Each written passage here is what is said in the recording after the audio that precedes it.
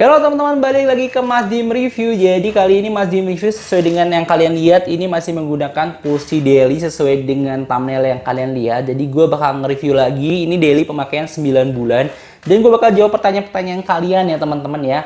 Jadi ini gue menggunakan mic ini. Kalau misalnya kalian pengen beli, kalian bisa cek juga di link deskripsi. Ini mic-nya 10W teman-teman. Kalau kalian pengen beli, kalian cek dulu video dari gue, kalian tonton dulu video dari gue, biar kalian bisa tahu mic-nya kayak gimana teman-teman kita reviewnya.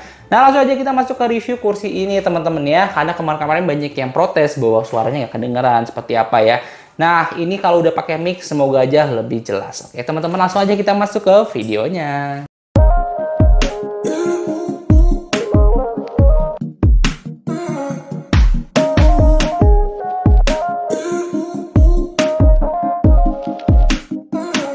Teman-teman, sebelum masuk ke kursinya, mungkin ada banyak teman-teman yang bertanya tentang kursi daily ini, kayak lebih bagus kursi ini atau kursi yang lain gitu ya. Oke teman-teman, gue jawab bahwa sebenarnya ini kursi gue beli kursi daily yang tanpa lumbar support karena harganya cuma 500.000. Sesuai dengan budget gue teman-teman, dengan budget di 500.000 kira-kira masih worth it atau enggak. Gue pemakaian 9 bulan ini teman-teman ya, nanti setahun gue bakal update lagi. Ini sangat-sangat masih nyaman. Kalau teman-teman yang nanya gimana punggungnya masih aman, ini masih aman banget dan gua nggak ada pernah masalah punggung teman-teman ya. Cuma emang kalau misalnya kalian bekerja atau apapun, kalian tuh ada batas duduk, kayak misalnya 2 jam kalian harus peregangan, 2 jam harus peregangan, atau minimal ya 2 jam, ataupun misalnya emang kalian emang suka rutin peregangan bisa sampai 30 sampai 1 jam sekali kalian bisa melakukan peregangan. Cuma ini gue saranin aja karena itu salah satunya, mau pakai kursi seenak apapun kalian harus melakukan peregangan. Itu saran dari gue teman-teman ya. Oke lanjut lagi. Dengan kursi ini banyak yang bilang bunyi keretak-keretak. Emang mungkin kadang-kadang kalian mendengar bunyi itu. Hampir di semua kursi itu hampir mempunyai bunyi keretak-keretak itu. Tapi bukan karena emang semua kursi punya bunyi teman-teman. Kebanyakan itu adalah kurang kuat kalian kencengin bautnya. Kalian coba dulu lihat baut-baut yang kalian punya itu udah kenceng belum, pemasangannya udah bener belum. Karena awal gua beli ini, kalau kalian dengar masih ada suara ketek-ketek karena belum gua maintenance lagi. Jadi pas awal gua beli, sumpah teman-teman, jadi bener-bener kayak ya ibaratnya bunyinya ketek-ketek tuh nggak sama sekali nggak kedengeran, ataupun kalau misalnya ada pun suaranya halus banget gitu ya. Cuma karena seiring pemakaian gue nggak pernah maintenance, kayak gue nggak pernah kencengin bautnya sebagai macamnya gitu ya, itu kedengeran. Nah teman-teman, jadi yang gue simpulkan bahwa mungkin keretak-ketak itu karena emang ada yang kendor, bagian-bagian kendor. Karena awal gue beli itu keretak-ketaknya nggak ada gitu ya. Jadi kalau yang nanya tentang itu sudah terjawab ya, bahwa ya nanti coba kalian cek dulu pemasangannya yang benar ataupun kurang kencengnya baut yang kalian gunakan. Nah, untuk ada yang nanya lagi tinggi dan sebagai macamnya, gue punya tinggi segini. Kursi-kursi pada umumnya office chair itu ukurannya hampir sama teman-teman ya. Yang membedakan itu adalah lumbar support atau enggak. Nah untuk yang tingginya di atas 180, apakah cocok sama ini? Menurut gue sebenarnya bukan cocok itu ya. Kalian mau untuk kerja atau untuk apa? Kalau untuk santai teman-teman, kalian bisa menggunakan kursi gaming yang dia lebih tinggi, kalian bisa nyender gitu ya teman-teman ya. Tapi untuk office chair yang ditujukan untuk kerja, hampir semuanya tuh ukurannya sama teman-teman. So untuk yang di atas 180 tetap masih oke banget menggunakan kursi-kursi seperti ini. Mungkin ada kursi yang lebih tinggi ataupun lebih panjang bagian si ini ya teman-teman ya, bagian si backnya teman-teman, ataupun bagian kepalanya ini. Kepala sih sebenarnya menurut gue ini masih udah cukup ya, ini bisa ditinggiin lagi.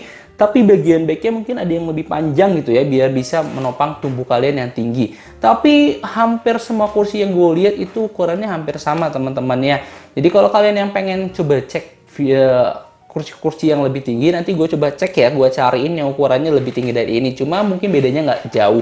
Jadi kalau yang punya tinggi segitu masih oke banget, karena ya yang penting itu backnya tersandar teman-teman, bukan hanya kepala kalian. Sedangkan kalian kalau pengen emang nyender gitu teman-teman ya, kalian tinggal duduknya lebih maju aja teman-teman. Kalian duduknya lebih maju, terus kalian sender kayak gini, ini udah nyaman banget. Kalian bisa ngerasain santai banget teman-teman ya. Jadi kalau kalian lelah, andaikan emang nggak suka peregangan, kalian melakukan hal-hal seperti ini, itu udah ngebantu banget kalian lebih rileks dan ngebuat ya punggung kalian dan tulang-tulang belakang kalian itu lebih rileks lagi dan lebih oke. Tapi lebih baik kalian sesuai dengan anjuran gue melakukan peregangan.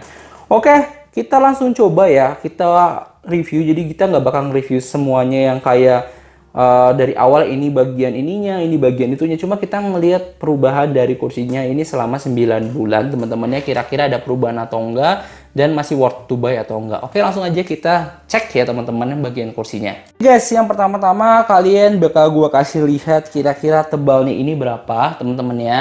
Kita lihat karena di video gue sebelumnya udah pernah ngukur ya menggunakan jangka sorong juga. Kita ukur lagi teman-teman ya. Oke. Nih ya teman-teman ya, jadi ini dari hasil jangka sorong ya teman-teman.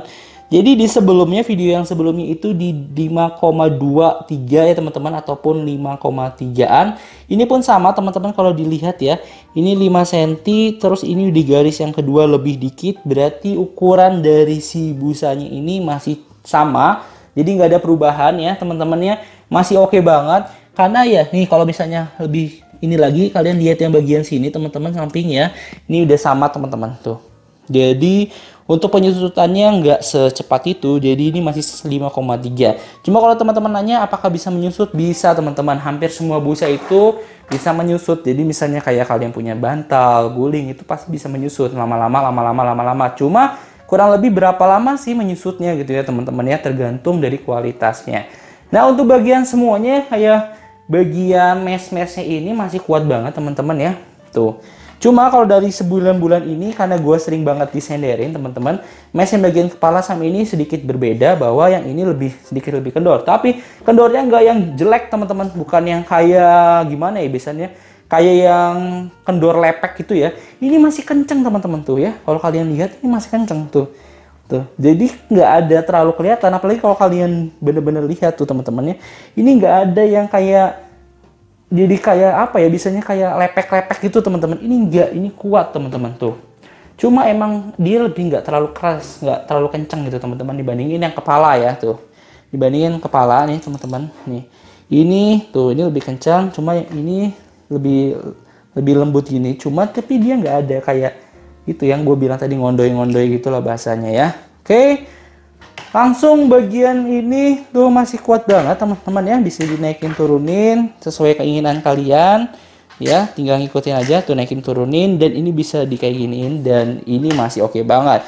Kalau bicara ke bawahnya, ke bagian kaki kursi, bagian pengeras, bagian hidroliknya itu masih top banget teman-teman ya. Cuma kalau misalnya kalian lihat di bawah tuh ada oli yang kayak kemarin itu ada leaking, itu hampir semua kursi itu tuh ada ya teman-teman ya, tuh kayak leaking gitu olinya, ini oli hidroliknya.